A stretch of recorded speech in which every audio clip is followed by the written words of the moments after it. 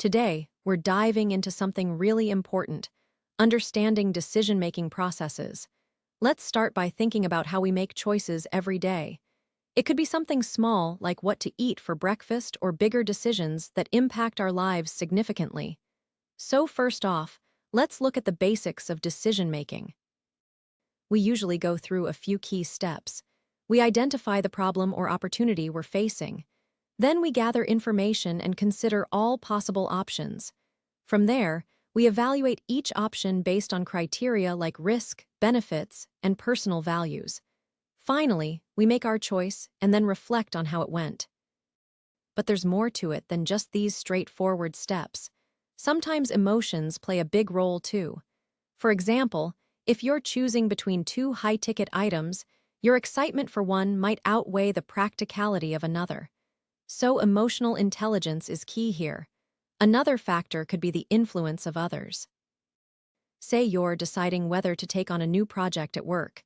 Your colleagues' opinions or feedback can really sway your decision-making process. It's all about weighing different perspectives and seeing what fits best for you. Also, don't forget about timing. Some decisions need to be made quickly, while others require more time to mull over. For instance, buying a house versus picking out clothes at the mall are very different scenarios that might demand different paces of decision-making. Now let's talk about decision fatigue. It happens when you've been making lots of choices all day long and your brain gets tired. So it's important to take breaks or save certain decisions for when you're feeling more rested and focused. And then there are the tools we use to help us decide, like cost-benefit analysis, SWOT strengths, weaknesses, opportunities, threats assessments, or even just brainstorming sessions with friends. These can really support our decision-making process by giving us a clearer picture of what's at stake. Finally, reflecting on past decisions is super helpful too. It gives you insight into patterns and helps you make better choices in the future. For example, if you realize that every time you went for a quick fix instead of a long-term solution, things didn't work out as well, that's a good lesson to learn. So there you have it. Understanding decision-making processes isn't just about knowing steps, it's also about considering emotions, timing, influences from others, and using helpful tools. And remember, reflection is key for continuous improvement in this area. All right, everyone, let's dive into why effective decision-making is so crucial in management. Picture this: you're at the helm of your team, making choices that impact every aspect of your work. From deciding which projects to tackle first to selecting high-ticket items for sales, your decisions can shape the future of your business. Effective decision-making isn't just about picking the best option, it's also about timing and confidence. When managers make sound decisions quickly and confidently, they set a positive tone for their team. It shows leadership and clarity, which boosts morale and inspires others to follow suit. But how do we achieve this? Well, it all starts with gathering accurate information. You need the nitty-gritty details to understand every angle of your decision. Next comes analysis. Break down the pros and cons, look at potential risks and rewards, and consider how each choice might affect different stakeholders. This step is crucial for making an informed decision that aligns with your goals. Then there's the all-important stage of choosing a course of action. Here, you'll weigh the gathered data against your objectives to determine what makes the most sense. Remember, the best decisions are not always those that yield immediate benefits. Sometimes it's about setting up for long-term success. Finally, once the decision is made, communicate it clearly to everyone involved. Ensure they understand why this choice was made and how it fits into the bigger picture. This transparency builds trust and helps team members stay motivated. To wrap things up, effective decision-making in management isn't just a skill, it's an art form that requires practice and patience. By mastering these steps, you'll become better equipped to navigate any challenge your organization faces, driving success and growth along the way. Today, we're diving into the heart of decision-making processes, specifically focusing on what's known as the rational model. Imagine you're standing at a crossroads with several paths stretching out before you. Each path has its own destination and unique journey, but how do you choose which one to take? The rational model offers us a structured approach to making decisions that seem logical and well thought out.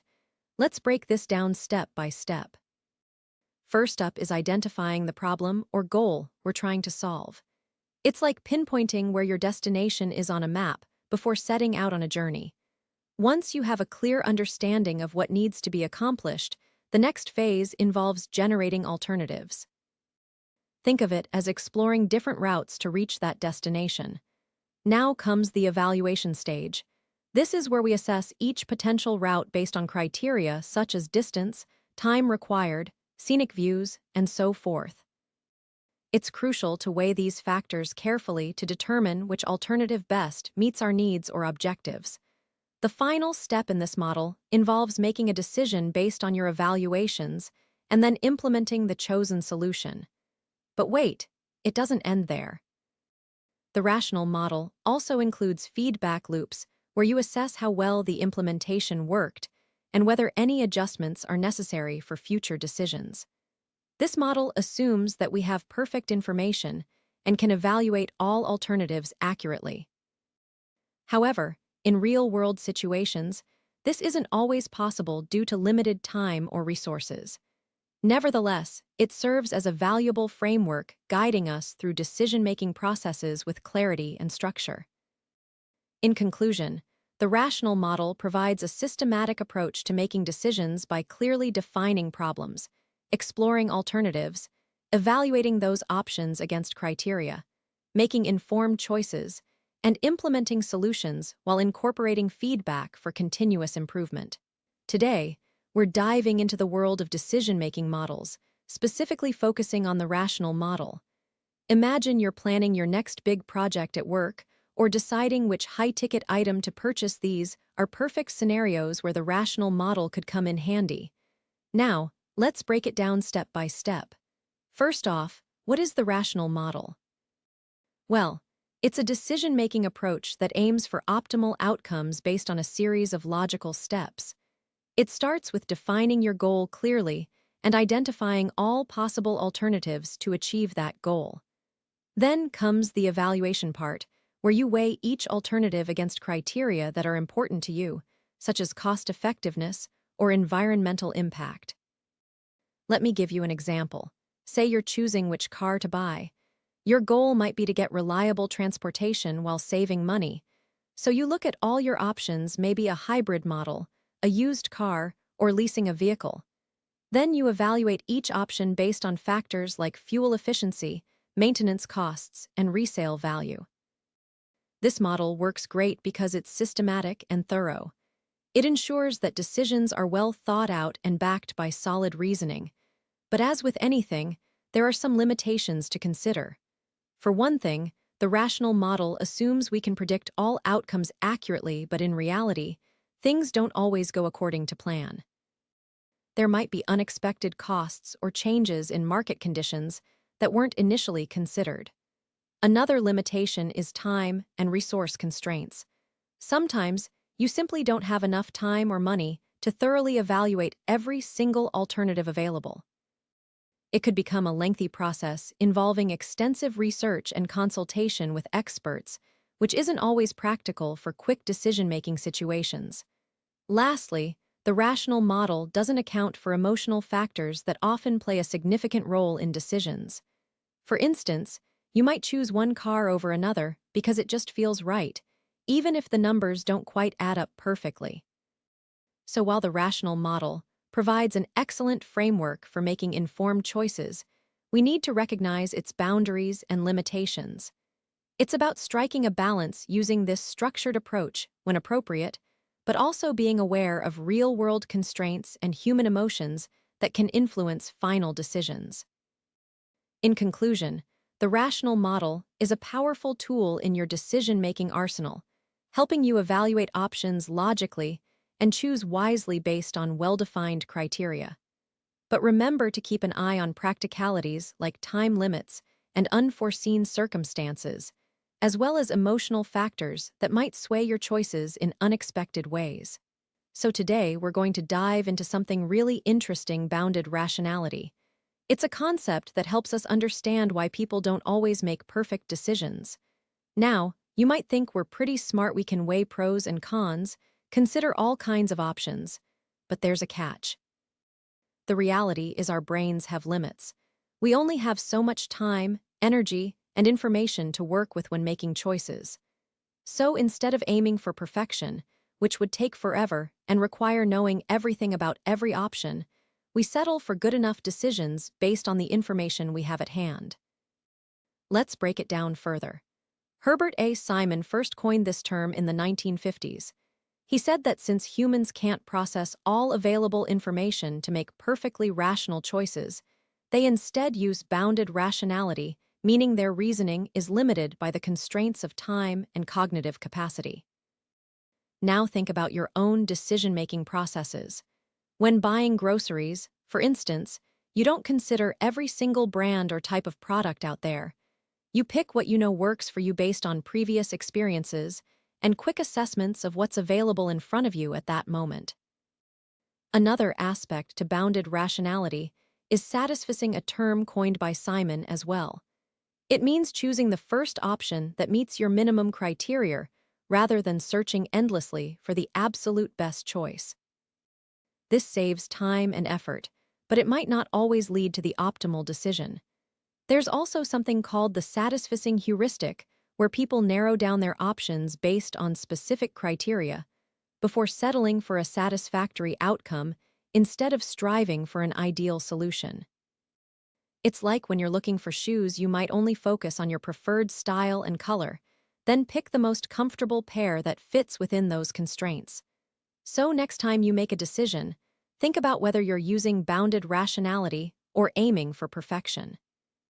Recognizing these limitations can help us appreciate our decision-making processes more realistically.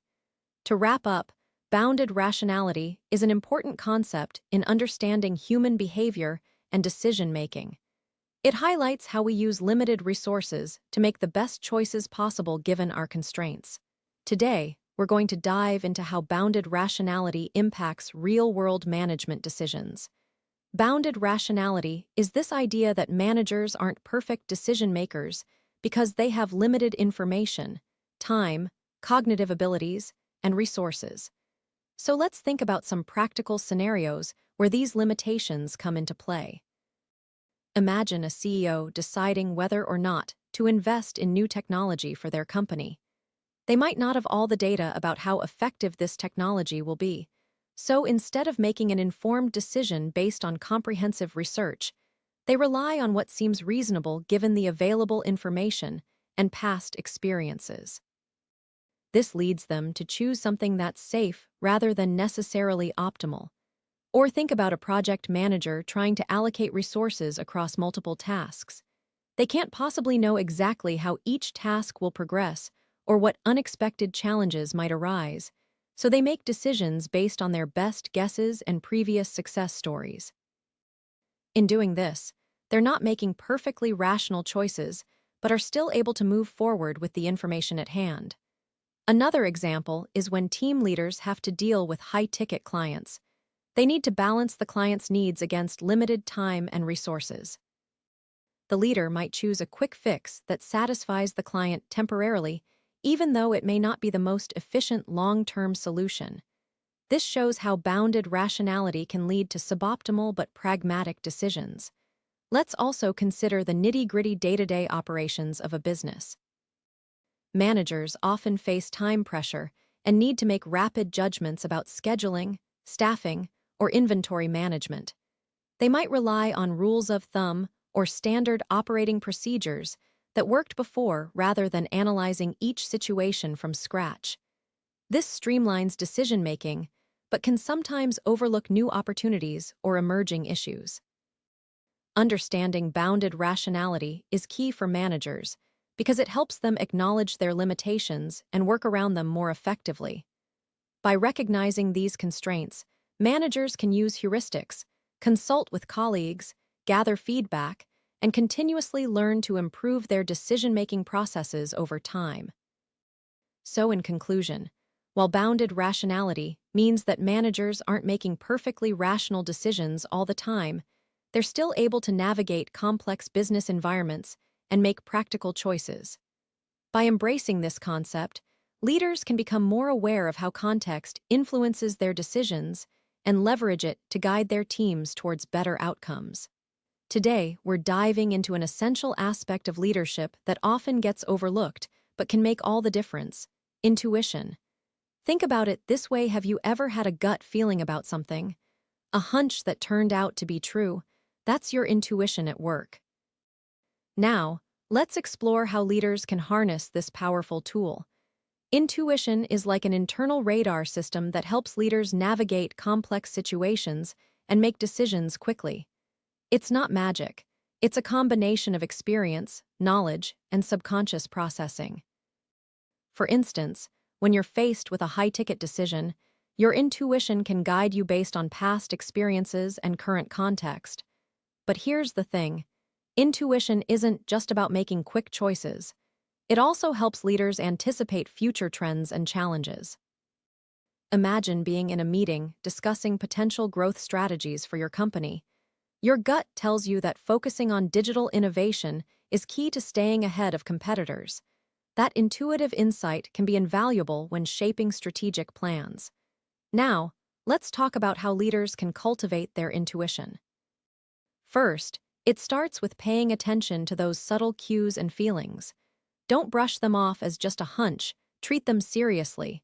Second, gather information from various sources. This enriches your intuitive thinking. Finally, practice mindfulness. By being present in the moment, you're more attuned to your surroundings and can better access that intuitive voice. So, how does intuition help leaders make tough calls? Well, it provides a backup when data isn't sufficient or when time is tight. For example, if a team member seems off but hasn't voiced any concerns, your intuition might prompt you to check in with them personally first before addressing the issue formally. In conclusion, developing and listening to your intuition can be a powerful asset for leaders facing complex decisions. It's about trusting that internal voice while also using logical analysis. So next time you're faced with a tricky situation, take a moment to listen to what your gut is telling you. It might just guide you to the best decision. That wraps up our discussion on intuition in leadership. Remember, it's not just about being right. It's about making better decisions faster and more confidently. Let's dive into today's session on enhancing managerial intuition for better decisions. First off, let me ask you something. How many of you have faced a situation where your gut feeling led to an excellent decision? Intuition plays a huge role in management and leadership, but it often gets overshadowed by data-driven approaches. Today, we're going to explore how to strengthen this intuitive muscle so that every managerial decision is as good as it can be. So let's start with the basics. What exactly is intuition in a managerial context? It's essentially your ability to make decisions and solve problems based on instinct rather than conscious reasoning. Think of it like having an internal radar system that helps you navigate through complex situations quickly. Now, some might argue that relying solely on gut feelings can be risky, but when paired with critical thinking skills, intuition becomes a powerful tool. Now, here's the kicker. How do we actually build this intuitive muscle? One way is by increasing your exposure to diverse scenarios and experiences. The more you encounter different situations, the better your brain gets at recognizing patterns and making quick judgments based on those learned experiences. Another effective method is reflecting on past decisions, especially successful ones. By understanding what led to those successes, you can develop a deeper intuitive sense for similar future challenges. Moreover, paying attention to emotions can also enhance managerial intuition. Emotions often provide valuable insights that aren't always captured in hard data or analytics. For example, noticing team members' enthusiasm during a project kickoff might indicate strong engagement and potential success. However, don't just rely on your feelings, back them up with factual observations. Lastly, let's talk about fostering an environment where intuition thrives. Encourage open dialogue among teams to share insights and ideas freely without judgment. This collaborative atmosphere can help managers hone their intuitive skills by learning from others' perspectives and experiences. In conclusion, while data is undoubtedly important for making informed decisions, managerial intuition should not be underestimated. By strengthening this aspect of leadership through exposure to diverse situations, reflecting on past successes, paying attention to emotions, and fostering a supportive work environment, you can significantly improve your decision-making abilities. Let's dive into constructing decision trees today. Imagine you're planning out your weekend activities. How do you decide what to do? Well, just like that, we'll learn how to make these decisions clearer through a visual tool called a decision tree. So, let's start with the basics. A decision tree is essentially a flowchart-like structure in which each internal node represents a test on an attribute, and each leaf node represents a class outcome or a decision. The branches represent the outcomes of those tests. To construct one, we begin by identifying our problem. What are we trying to decide? For example, deciding whether it's worth investing in a high-ticket item. Next, gather all relevant information that could affect your decision. These pieces of information become our attributes or features. Now, let's pick the attribute that best separates our data into distinct classes. We'll choose an attribute based on its ability to create clear divisions between different outcomes, like choosing sunny days over rainy ones for outdoor activities. After selecting an attribute, we split the tree at this node and branch out according to possible values of the chosen attribute. Each branch then becomes a new decision point or leaf if it represents a final outcome. We repeat this process recursively until all branches end in leaves representing decisions or outcomes. For example, let's say we're deciding whether to buy a car based on its fuel efficiency, price, and brand reputation. At each step, we'd consider these factors, splitting the tree accordingly. Is the fuel efficiency good? Does the price fall within budget? Does the brand have a good reputation? Each yes or no answer leads us down different branches until we reach our final decision. It's important to note that while constructing these trees, we need to avoid overfitting, making a tree too complex and specific to just the training data. This can be achieved by pruning unnecessary branches or setting limits on how deep the tree can grow. Once your decision tree is constructed, it serves as an easy-to-follow guide for making decisions based on given inputs. It's incredibly useful in fields like business analytics, machine learning, and even everyday problem-solving. To wrap up, constructing a decision tree involves identifying our main decision, selecting relevant attributes that affect this choice, splitting the data according to these attributes, and repeating until all possible outcomes are accounted for. By doing so, we create a clear visual representation of our thought process, making it easier to reach informed decisions. Today, we're diving into how probability can play an essential role in making better decisions. Imagine you're faced with picking between two investment options. One is safe but offers lower returns, while the other is risky yet potentially high-ticket. How do you decide which path to take? Probability comes in handy here. Let's start by understanding what probability means in this context. It's essentially a way of predicting outcomes based on available data and past experiences. For instance, if an investment has historically performed well 60% of the time, we can say there's a higher probability it will do so again. This doesn't guarantee success, but gives us valuable insight. Now, how does this translate to decision-making? Well, by analyzing probabilities, you're able to weigh risks and rewards more accurately. For example, if option A has an 80% chance of yielding moderate returns, while option B only offers a 60% chance at high-ticket gains, you can make a calculated choice based on your risk tolerance. But probability isn't just for financial decisions. Think about everyday choices like whether to carry an umbrella based on weather forecasts or choosing which route to take when driving to work depending on traffic predictions. Probability helps us navigate uncertainty by providing likely outcomes. To incorporate probability effectively, start by gathering all relevant data and information. Next, Calculate the probabilities of different scenarios occurring. Then weigh these probabilities against your goals and risk tolerance. Finally, make an informed decision based on this analysis. Remember, though, while probability provides a strong foundation for making decisions, it's not foolproof.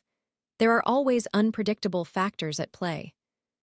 But by using probability as a guide, you're better equipped to handle the nitty-gritty details of decision-making processes.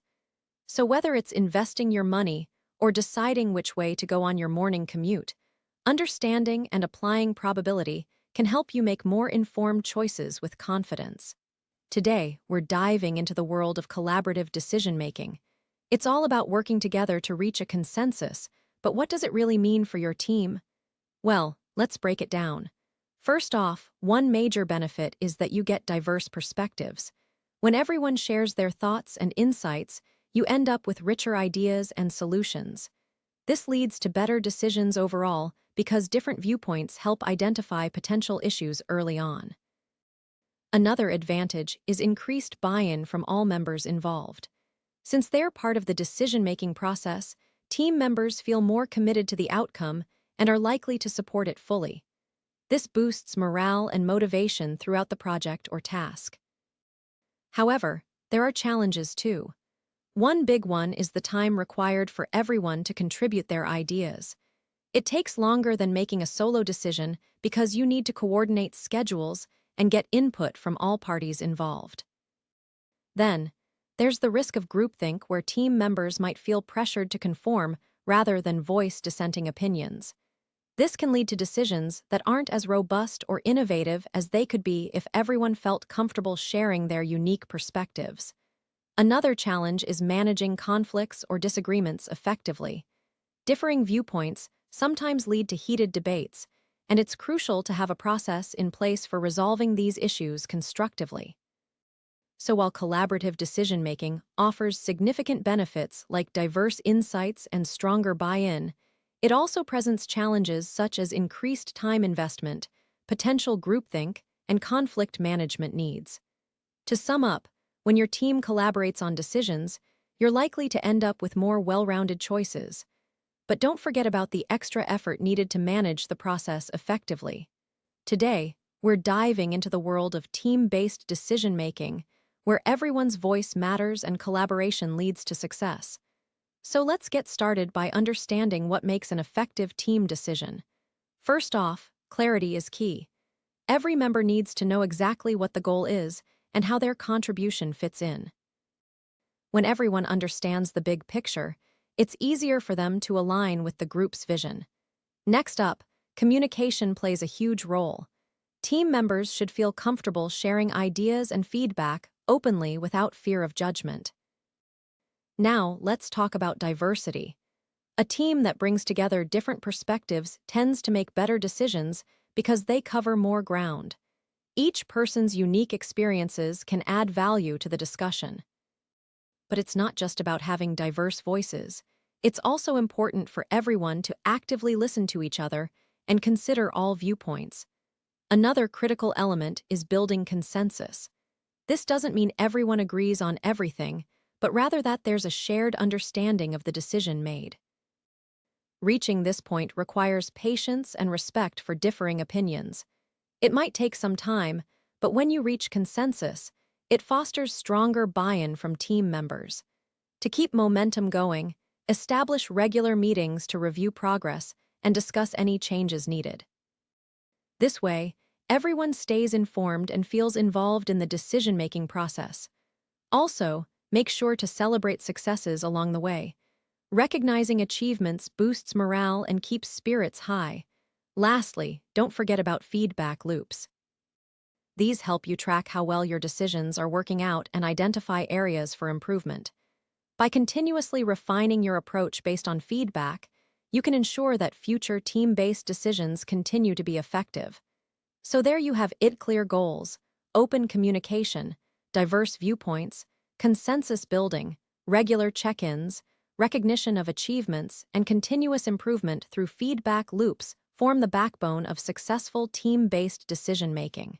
Today, we're diving into an essential aspect of leadership and management: aligning decisions with organizational strategy. So let's get started by understanding what this really means. When you make a decision that aligns perfectly with your organization's strategic goals, it ensures everything you do contributes to achieving those big picture objectives. Now, imagine you work at a high-ticket luxury goods company.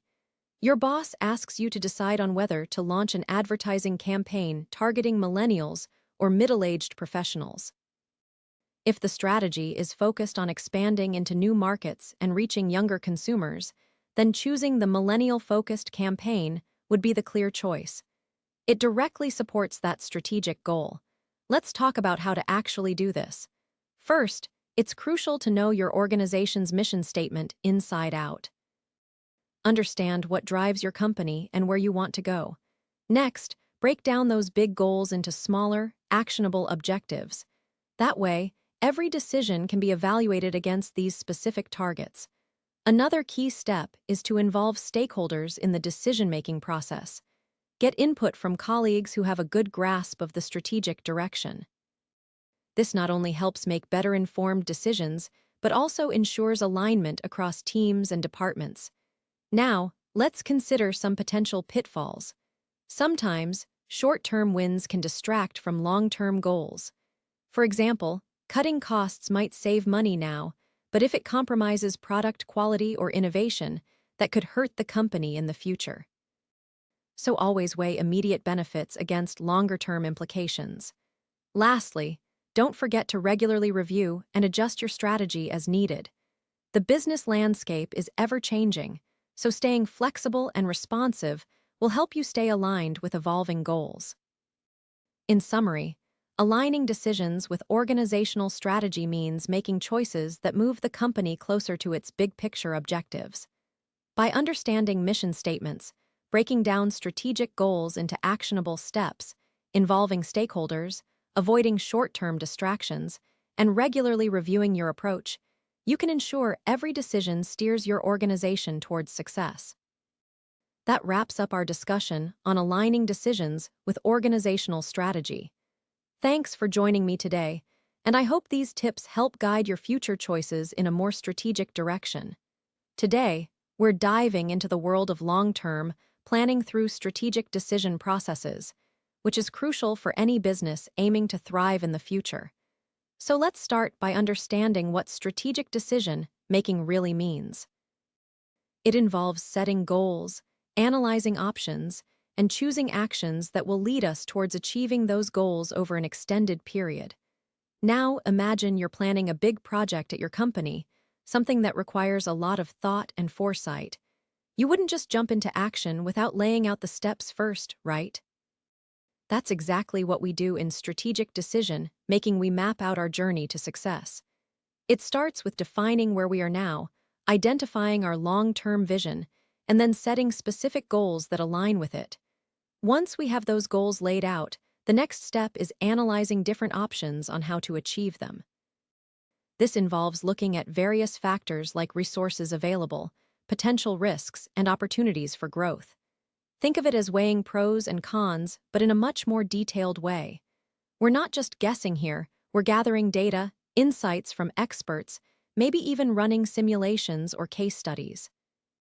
After all this groundwork is done, the final step is selecting the best option among those analyzed.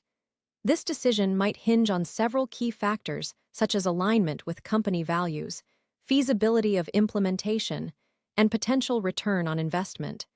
It's not always easy to choose. Sometimes it feels like picking your favorite flavor of ice cream when every choice looks appealing.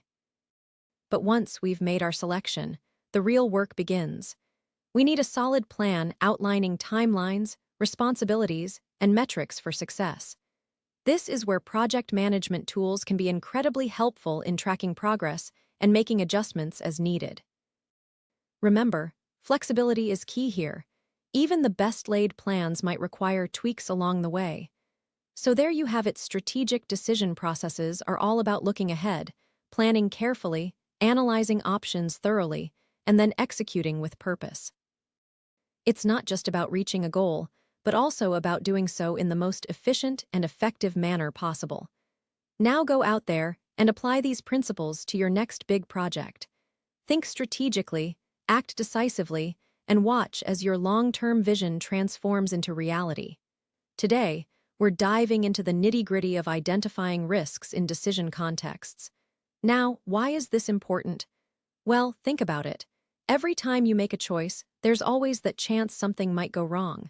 It could be big or small, but being aware of these potential pitfalls can save us from a lot of headaches down the line. So, let's start with understanding what exactly we mean by risk. Risk is basically any uncertain event or condition that can have negative effects on our goals or plans.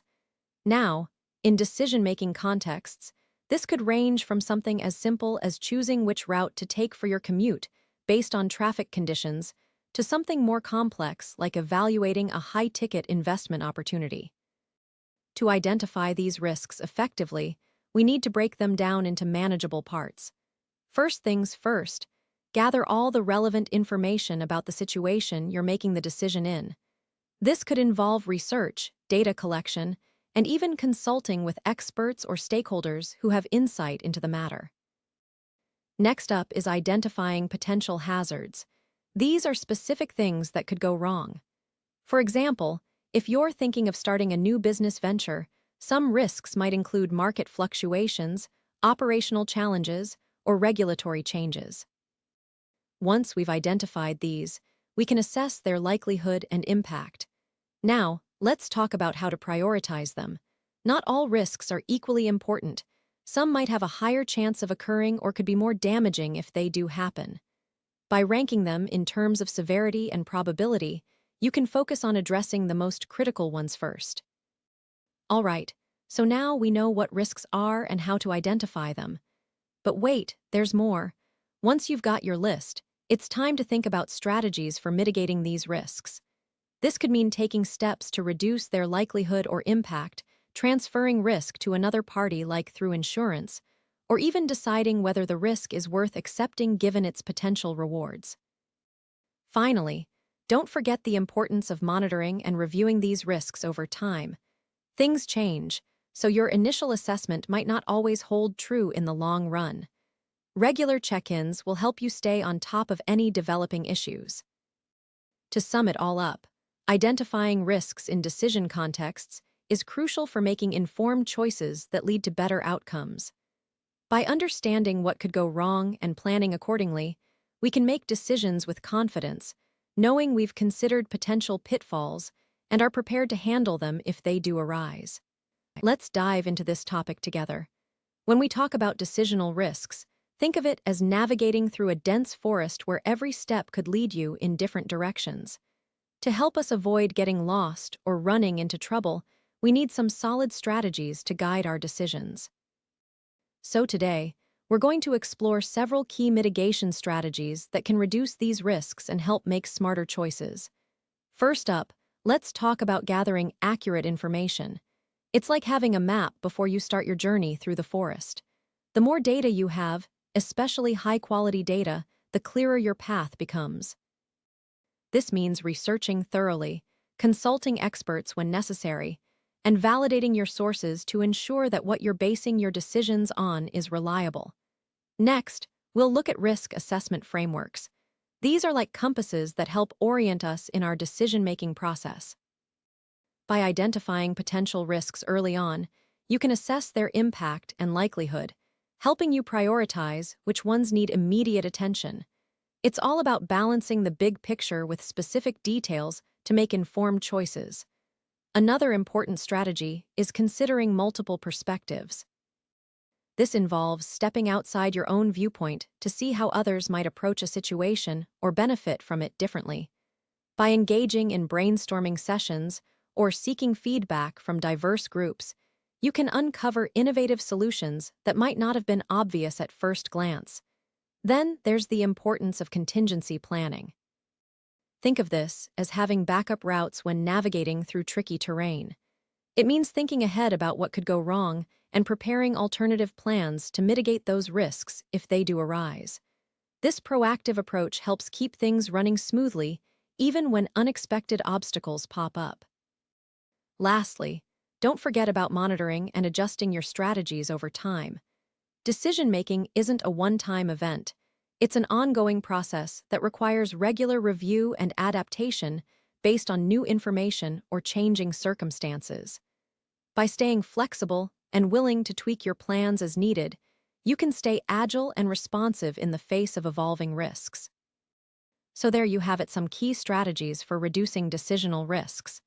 Remember, every journey through this forest is unique, but with these tools at your disposal, you'll be better equipped to navigate safely and successfully towards your goals. Congratulations on completing our course on decision-making in management. Theoretical approaches. Over these weeks, we've covered an array of topics that are crucial for understanding and improving decision-making processes. We began by exploring what decision-making is all about and why it's so important for managers to excel at making effective decisions. Then, we dived into the rational decision-making model, discussing its theoretical underpinnings and practical applications while acknowledging its limitations. Next, we tackled bounded rationality, a concept that reflects the reality of decision-making in complex environments where perfect information is rarely available. We also delved into intuitive decision-making techniques, learning how managers can harness their intuition to make better decisions quickly.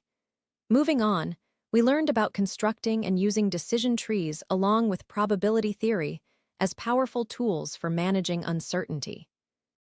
The course then shifted focus towards group decision-making strategies, highlighting the benefits of collaborative decision-making while also addressing some common challenges faced in team-based settings. We further examined strategic decision-making, emphasizing how aligning decisions with organizational strategy is key to long-term success and planning. Lastly, we covered risk management within decision-making contexts, introducing techniques for identifying risks and developing mitigation strategies. The most important takeaways from this course are the various frameworks and tools available to help managers make informed decisions efficiently. By applying these concepts in real-world scenarios, you'll be better equipped to navigate complex situations with confidence and clarity. Remember that effective decision-making is a skill that improves with practice and reflection. So I encourage you to continue applying what you've learned in your professional life. As we conclude this course, I wish you all the best in your future endeavors. Whether it's making strategic business decisions or leading teams through challenging situations, may these lessons serve as a guiding light for your success. Don't forget to connect with me if you have any further questions or reflections on what we've covered. Also, please consider leaving a review of this course. Your feedback is invaluable for enhancing the learning experience for future students. Thank you once again for being part of this journey and for dedicating time to improving your decision-making skills.